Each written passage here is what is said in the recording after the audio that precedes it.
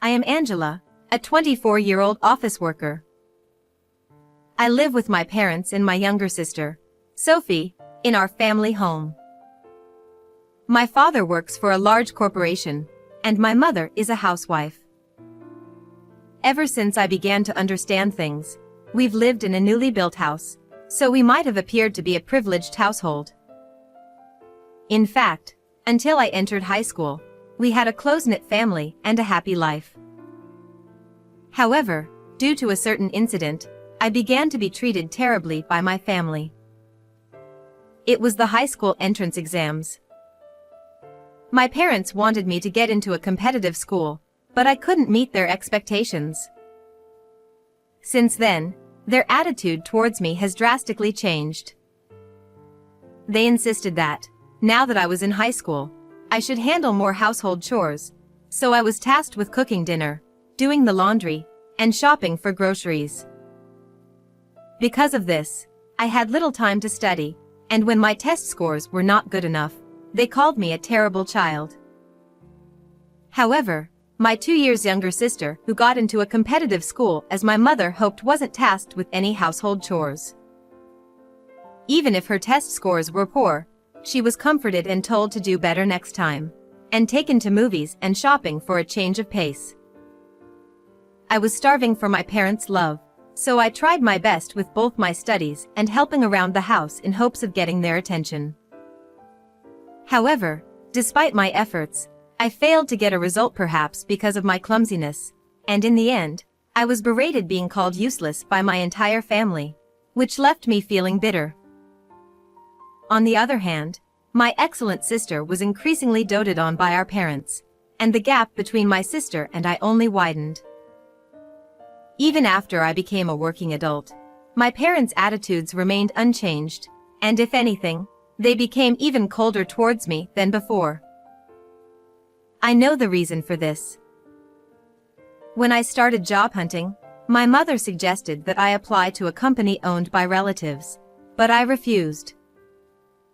This was because I had already decided on the job I wanted to do, and I had narrowed down the companies I wanted to apply to. The company my mother introduced me to was fairly well known locally, and it didn't seem like there was a risk of it going under. However, it didn't accord with what I wanted to do. So, I did my job hunting by myself without using my mother's connections. Although I received a job offer successfully, my mother didn't find that amusing. She didn't speak to me for a while after that. Since my father always saw what mood my mother was in, he joined her in criticizing me. Meanwhile, my sister followed my mother's advice and used her connections to get a job at the relative's company. Sophie is such a good girl, unlike Angela. Sophie truly is a good daughter. Unlike someone else. My parents' attitude towards me only got harsher. As I became busier with my job, I gradually stopped caring about the harsh treatment from my family. My work was enjoyable and fulfilling, and no matter how coldly my parents treated me, I was glad I had stood by my own decisions. While my salary wasn't high, I managed to save money by living economically, and I was starting to think about moving out of my parents' house and living on my own. It was around this time that something happened. My mother made an unexpected suggestion. I've been thinking, maybe we should go on a family trip.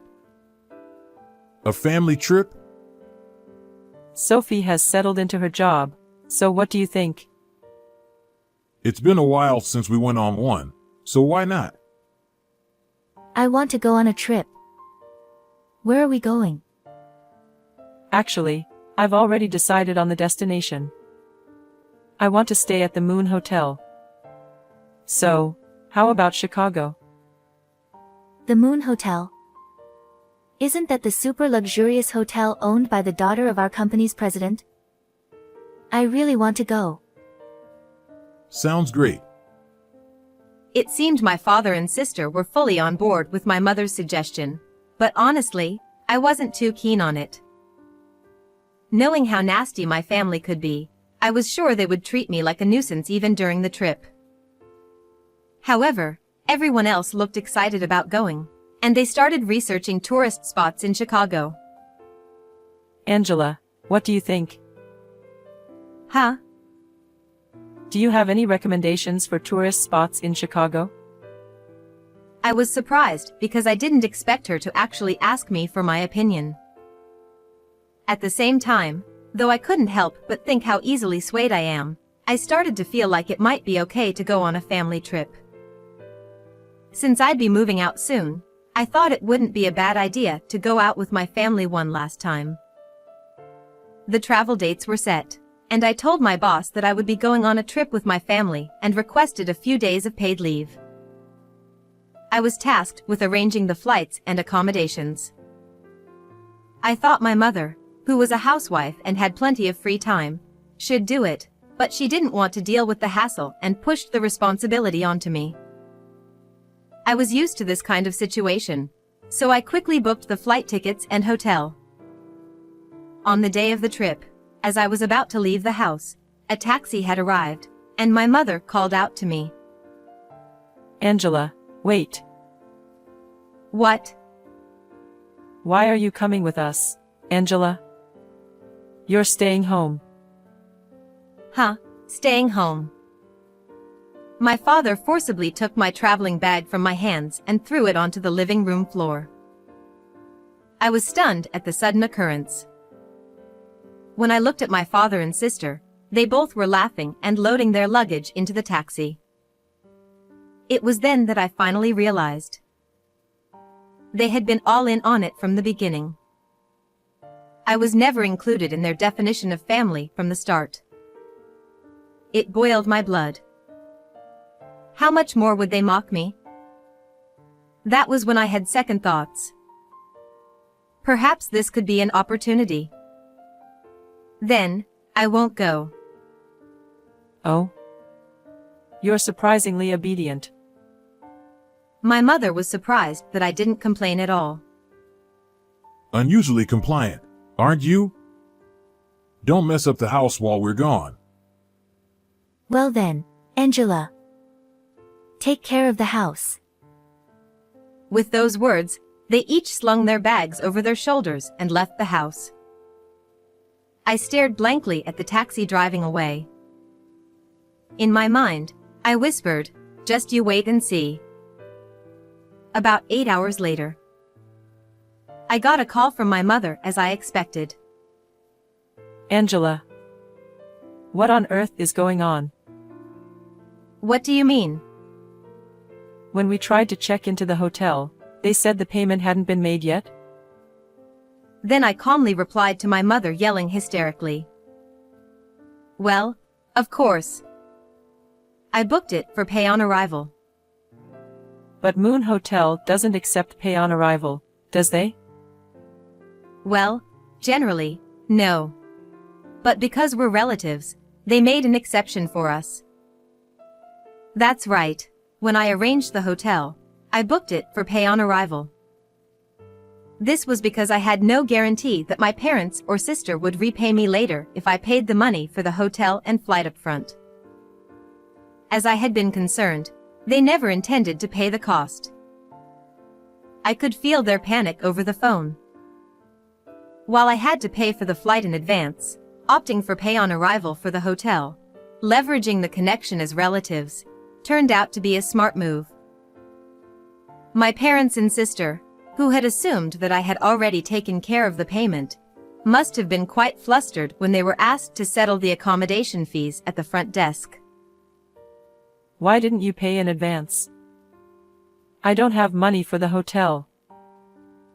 Of course, if I had gone, I would have paid on arrival. But it was you who decided to leave me behind, right? You should figure it out yourselves. Then you should have told us. I never thought I would be left behind like this. It can't be helped.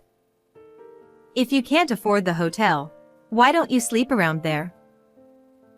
With that, I ended the call. It must have been quite humiliating for our family, who were so concerned about appearances, to cause such a fuss at a hotel owned by a relative and managed by the daughter of my sister's company president, simply because they couldn't pay.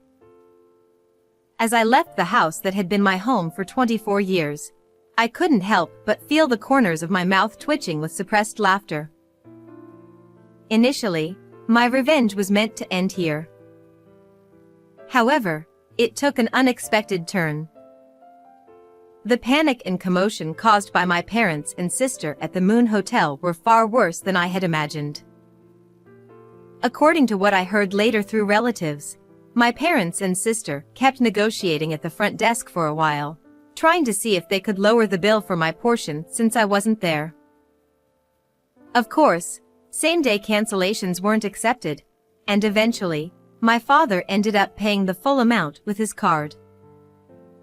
The scene of my family shouting over the phone, demanding to know why the bill wasn't settled, and then pleading for a reduction in the fees for one person, must have caused quite a stir in a luxury hotel.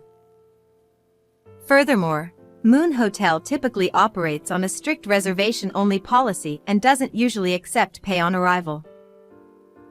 It was only because we were relatives that they made an exception for us. However, despite this special arrangement, my parents' outrageous behavior left a strong negative impression on the management of Moon Hotel. Naturally, this incident reached the ears of my sister's company president through their daughter, who was the manager of Moon Hotel. As a result, my sister, who had already secured her position through connections, found herself in a worse position within the company. Now, it seems that her chance of career advancement is utterly hopeless. My sister, whose treatment at work visibly deteriorated, lashed out at our mother, who had recommended the job through connections. This rebellion from my sister, who had never shown any defiance before, drove our mother to madness. And my father is frustrated with both of them. Well, it seems like all three of them are experiencing a picture-perfect kind of unhappiness.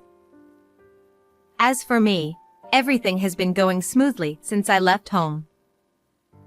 Work is still enjoyable, and my personal life is thriving. Recently, I've been discussing the future with the man I've been dating for a while, and it looks like we might get married in the near future. If we have children, I want to use my parents as a bad example and ensure that I shower them with unconditional love equally and create a warm household.